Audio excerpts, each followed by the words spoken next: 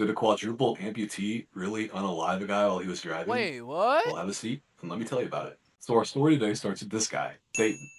Dayton is 27 years old. He lives in Maryland, and he's really, really good at cornhole. He just loves to play cornhole. You know, the game cornhole, or bags as some people call it, the game where, you take a little beanbag, you throw it through a hole on a board or whatever. Giggity, giggity, giggity, giggity. And Dayton is like really, really, really good at cornhole. He competes in the American Cornhole League, which I didn't even know was a thing, and he's apparently winning a lot of tournaments and yada yada yada. But what makes this truly remarkable is that Dayton is a quadruple amputee. The doctors had to cut off both of his arms and legs when he was about 10 months old to save his life from a blood infection.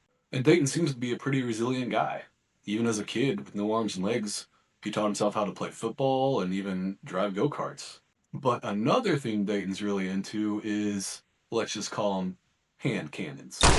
Like, really into hand cannons. Not that there's anything wrong with that, but it'll become important later. Now, I know what a lot of you are probably thinking, because I was thinking the same thing. How the can this guy operate a hand cannon if he doesn't have a hand? Well, here he is on YouTube showing off his pew-pew skills. I take my gun and I go, pew, pew, pew, pew. I take my gun and I go, pew, pew, pew, pew. So one night, in March of 2026, Dayton is driving around with three of his friends in his car. And one of his friends is this guy, Brad.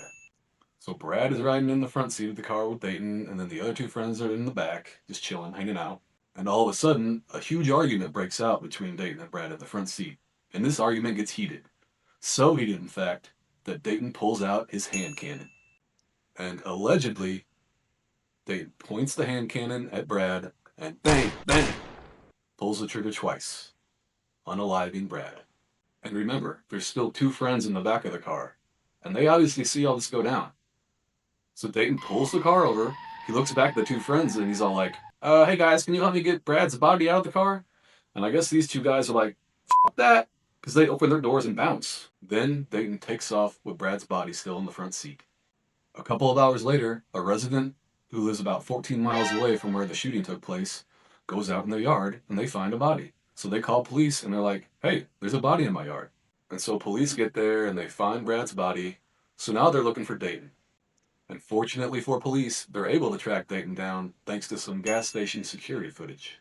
And they're able to see that he fled to a hospital over 100 miles away in Virginia. Or that's about 161 kilometers for you non-Americans. I guess Dayton decided to go to this hospital for some sort of unrelated medical reason, I don't really know.